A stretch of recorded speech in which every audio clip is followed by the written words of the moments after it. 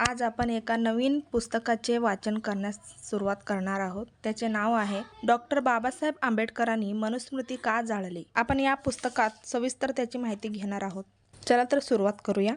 मनुस्मृतीतील शूद्र ऋग्वेदातील पुरुष सूक्तीय प्रणीत सतपंथीय ब्राह्मणाद्वारे प्रस्तुत वर्णव्यवस्था बौद्ध काळात येऊन दुर्मिळ झाली. पतंजलीच्या वेळेस मनुस्मृतीला लिखित स्वरूप प्राप्त झाले. मनुस्मृतीत वर्णव्यवस्थेला संविधानिक स्वरूप देण्यात आले.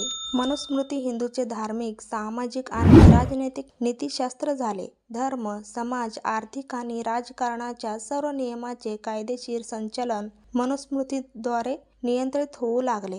या हिंदू नीतिशास्त्रात शूद्रांची काय स्थिती आहे याचे संक्षिप्त वर्णन आम्ही येथे करीत आहोत.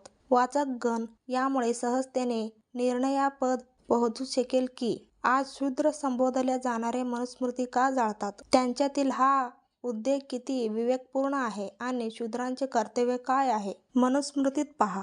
ईश्वराने शूद्राकरिता एकच कार्याचे पालन करावयाचे सांगितले, ते म्हणजे त्यांनी द्वेष न ठेवता तिन्ही ब्राह्मण, क्षत्रिय, वैश्य वर्णातील लोकांची सेवा करावी. शूद्रांचे नामकरण कोणत्या प्रकारे करण्यात यावे मनुस्मृती सांगते. ब्राह्मणांचे नामकरण मांगल्यदर्शक, क्षत्रियांचे बलदर्शक, वैश्यांचे नामकरण धनदर्शक आणि शूद्रांचे निंदावाचक शब्दांचे अर्थबोध होणारे करण्यात यावे.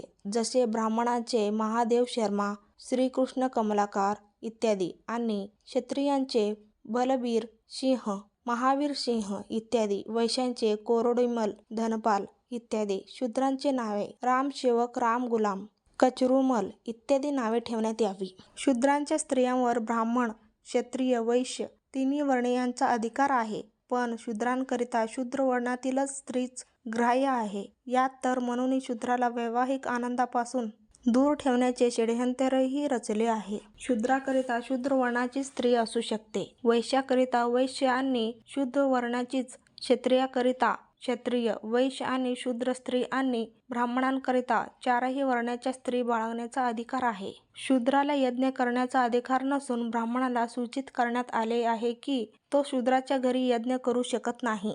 शूद्रांकरिता यज्ञ करणारा ब्राह्मण जेवढ्या ब्राह्मणांना स्पर्श करतो तेवढ्या ब्राह्मणांना भोजनदान करूनही त्यांच्या करवी श्राद्धकर्म करविणाऱ्याला त्याचे फळ प्राप्त होत नाही. शूद्राला कोणत्याही मेलेल्या ब्राह्मणाला स्पर्श करण्याचा अधिकार नाही.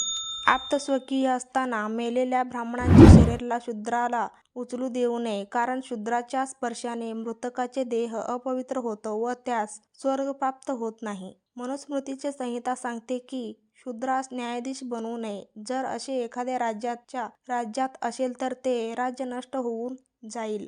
ज्या राज्यात शूद्र न्यायाधीश होतो ते राज्य पाहता पाहता चिखलात फासलेल्या गायीसारखे यातना व कष्टांचा सामना करतो. संविधानाचे निर्माते डॉक्टर आंबेडकर एक शूद्र अस्पृश्य होते, तरी देश सुरक्षित आहे, चिखलात न फसता प्रगतीपथावर मार्गक्रमण करत आहे. ऋषींनी सांगितले, चांगले शील, सुस्वभावी दासांचा वर्ग समूह जमिनीवर पडलेले उष्टे अन्न मिळवण्याचा हक्कदार आहे. अर्थात शूद्रांना उष्टे अन्नच देण्यात यावे असे मनूचे कृपाळू विधान आहे. शूद्र ब्राह्मणाला धर्मातील उपदेश देऊ शकत नाही, कारण त्यांचा धर्माशी काय संबंध. जर दांभिकपणाने एखादा शूद्र ब्राह्मणाला धर्मोपदेश करीत असेल तर त्याच्याकरिता मनूने मनुस्मृतीमध्ये कठोर दंडाची व्यवस्था केली आहे. जर शूद्र ब्राह्मणाला अभिमानाने धर्मोपदेश करीत असेल तर राजाने त्याच्या कानात आणि तोंडात गरम उकळलेले तेल टाकावे.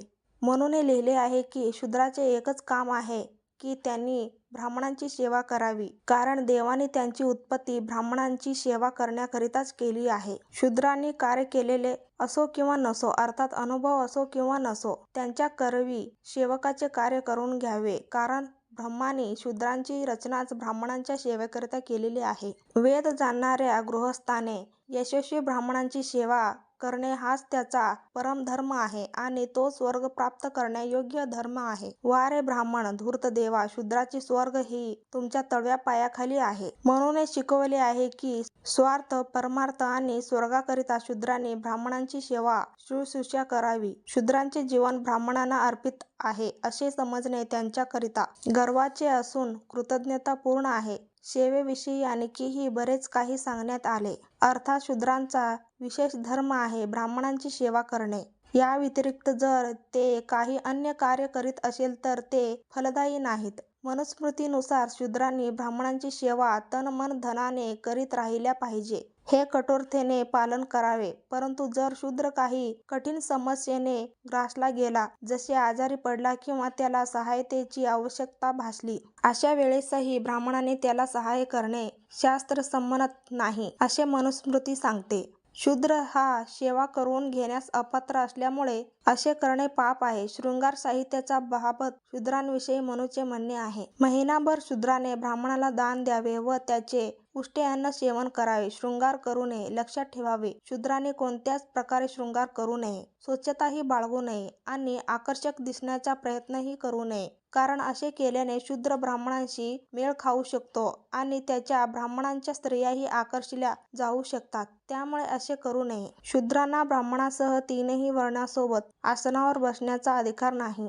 त्याने जर असे केले तर तो कठोर शिक्षेस पात्र ठरेल, असे मनुस्मृतीत लिहिलेले आहे. जो खालच्या वर्णाचा व्यक्ती ब्राह्मणादी सारख्या उच्च वर्णीयासोबत सारख्या आसनावर बसण्याच्या प्रयत्नात असेल तर राजाने त्याच्या कमरेला तप्त डाग द्यावा व त्याला देशाबाहेर काढावे अथवा त्याचे पार्श्वभागाचे मांस कापावे. ब्राह्मण चारही वर्णाच्या स्त्रियांपासून मूल पैदा करू शकतो, परंतु खालील जातीच्या स्त्रियांपासून उत्पन्न होणाऱ्या मुलाचे हक्क वेगवेगळे नि जातीनुसार असतील आणि शूद्र स्त्रीपासून उत्पन्न होणाऱ्या मुलास सगळ्यात कमी हक्क मिळेल. मनू म्हणतो, ब्राह्मण स्त्रीपासून जो पुत्र जन्म घेईल त्याला अर्जित धनातील 4 भाग, क्षत्रिय कुलातील स्त्रीपासून उत्पन्न पुत्रास 3 भाग, वैश्य स्त्रीपासून उत्पन्न पुत्रास 2 भाग व शूद्र जातीच्या स्त्रीपासून उत्पन्न पुत्रास 10वा भाग हिस्सा द्यावा. शूद्रांची सहायता मदत कोणत्या प्रकारे करावी याबाबत मनूने आपली संहिता सांगितलेली आहे. शूद्र सेवकास खायला उष्टे अन्न, घालायला जुने वस्त्र आणि झोपायला बिछाना म्हणून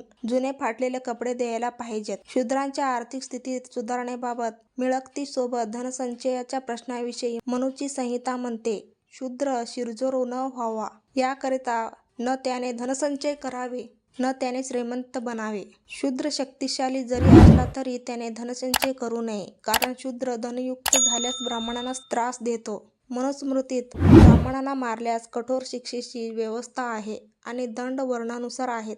ब्राह्मणांना शिव्या दिल्यास क्षत्रियांकडून 100 पण मुद्रा, वैश्याकडून 150 ते 200 पण दंडादाखल घ्यावे आणि शूद्रांनी तोच अपराध केल्यास त्याचा वध करून टाकावा. याउलट जर ब्राह्मणाने अन्य वर्णीयांशी तोच अपराध केल्यास ब्राह्मण दंडादाखल क्षत्रियास 50, वैश्यास 25 आणि शूद्रास 12 पण दंड देईल. अर्थात एकाच अपराधाकरिता शूद्रास मृत्यूदंड आणि ब्राह्मणास फक्त 12 पण दंडाची व्यवस्था. व्हिडिओ आवडला तर लाईक आणि शेअर नक्की करा. चॅनलवर नवीन असाल तर चॅनलला सबस्क्राईब करून ठेवा. चला तर मग भेटूयात नेक्स्ट व्हिडिओमध्ये. Bye, take care.